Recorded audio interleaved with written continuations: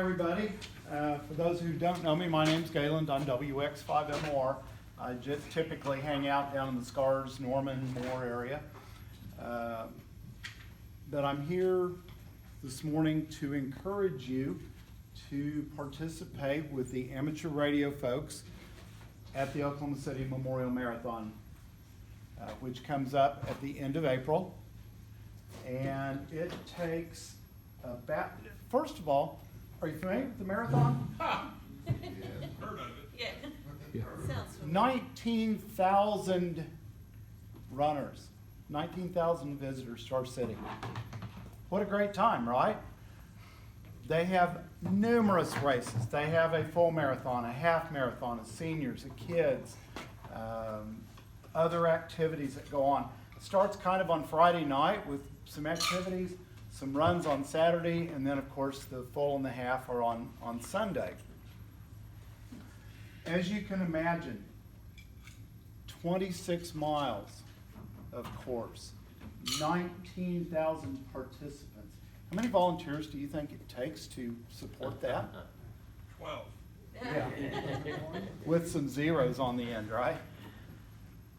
And that includes the amateur radio community. Amateur radio was brought into the marathon. Was it always in the marathon? Yes. From day one. Since day one. I knew if it wasn't day one, it was shortly thereafter. It was day one. Tom We were there.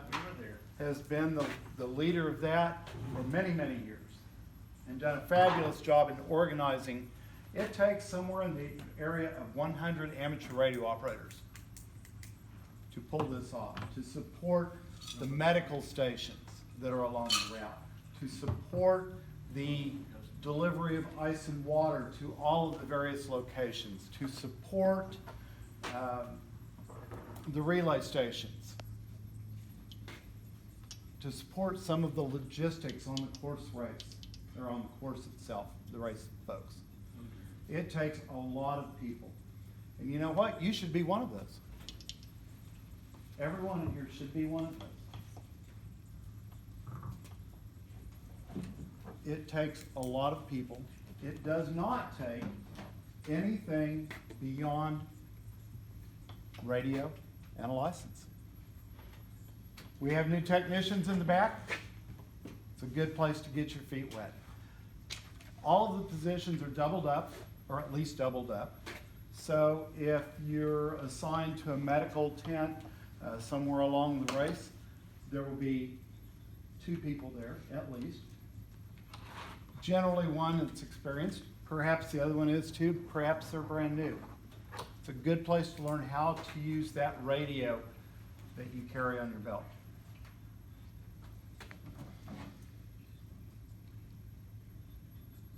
I believe it's 27th and 28th of April. Again, it's the last Saturday and Sunday. There are some activities on Saturday morning that require amateur radio, not to the numbers that we need on Sunday. But there are numerous operators needed on Sunday. Again, doesn't take a lot of equipment, doesn't take a lot of training, as long as you can push to talk, release to listen, and understanding some of that. New folks coming along will be great. Experienced folks, we need those too. Sign up at, there's a great big long link, and I'm not going to try and spout it because I can't tell you it off the top of my head. However, if you will go to OKCmarathon.com, which is the overall marathon, if you want to sign up as a runner, there you are. You signed up this year? Yep. Cool. Gonna have a radio with you? Yep. As always. There is a tab on there that says volunteers. Here's how to sign up as a volunteer. When you do that, somewhere in there after it asks you your name, it's going to say, do you have a password or a code? Here's the one you need to write down. It's 20HAM24. 20HAM24. That takes you directly out of all the other thousands of volunteers it takes to put this on. Which, you know, goes from course marshals to hospitality people, to recycling of all of the orange peels that get along. You want to put in 20 ham 24, because that will take you to the auxiliary communications section, which is a part, we're under the police department. We have net control. Yes, sir. When Tom puts out the call to the club for volunteers for this, can we go through him and he goes to all the trouble to do what you just said? We can get you there if you need some help. So, But- you want us to come through you and just let him know we're gonna be participating? Don't even need to let him know. He'll know anyway. You're irrelevant, Tom. No, No. no. Every volunteer signs up individually on their own. So they can be contacted individually. And so that we have your contact information, if we need to contact you about something. So 20 again, ham 24. OKCmarathon.com, and go to the volunteer section, which is very, very prominent, and then put in, when it asks for the code, 20ham24. That information, you will have to sign some waivers, and there are rules. Like any other structured activity, there do have to be some rules. Don't let those rules bother you, please. They're very simple. You have to wear the marathon t-shirt when you're out there. They do that so we know who you are. So the marathon, so the police department knows that you're actually one of the volunteers and not some idiot that has just showed up and may cause other issues. Makes you very visible to the runners. Again, of these 19,000, Tom, do you know, how many come from out of town? Sorry. How many of the runners come from out of town? 85%, 90%, probably? Well, the vast majority, of course, are local, but we have people coming, in the past, they've had them from all 50 states and several countries. Absolutely. So, you know, those folks aren't, there may be folks that aren't from Oklahoma City that may need some help, or certainly a way to get some good hospitality. Like Mexico still running north. Could be too. You are required, the police department will run just a very cursory background check on you to make sure that you're not somebody who shouldn't be around children, or, you know, a felony drug runner, I guess. I don't know. Got any felony drug runners in here? You never know. That's true.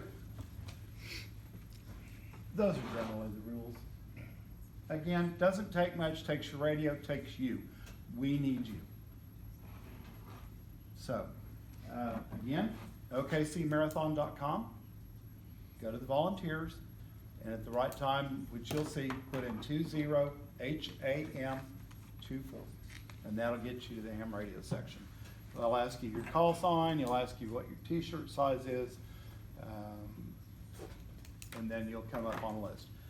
Again, it takes somewhere between 75 to 100 people of the amateur radio community to do this. We need you. If you have any questions, come see me. Go see Tom. Tom's been involved with the marathon forever, which is great. See Lucian, he's been involved. I know there's many others of you that have signed up. Some of you already have, and thank you. If not, please do so, and please do so soon so we can be planning. So, again, thank you. What was the date on that? It is April, I believe the Saturday is the 27th, and Sunday is the 28th. Whatever that Saturday, Sunday is, I believe it's 27th, 28th. Last weekend. Yes, the last Saturday and Sunday. Yeah, 27, 28. 27th is Saturday. Thank you. Got it. Ma'am, if I might change my hat a little bit, and I've got one more announcement. Okay? I'm not only WX5MOR, I'm also the Emergency Management Director for the City of Moore. And as such, I am one of the folks that helps facilitate storm spotter training. The National Weather Service storm spotter training for Oklahoma, Cleveland, and McLean counties is coming up Tuesday night, February 20th, Tuesday night, 6 p.m., the National Weather Center down in Norman. If you intend to be part of storm operations, or if you're interested in severe weather, come to spotter training. It's free. There is no registration. We probably will take your name at the door so we know who was there. And some of us that have formal spotter programs, you know, we have to make sure that we have our training hours documented. But it doesn't matter. Even if you're just interested in storms or want to know more about tornadoes, Tuesday night, National Weather Center.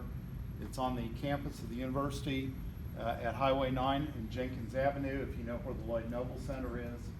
It's across the street to the east and south.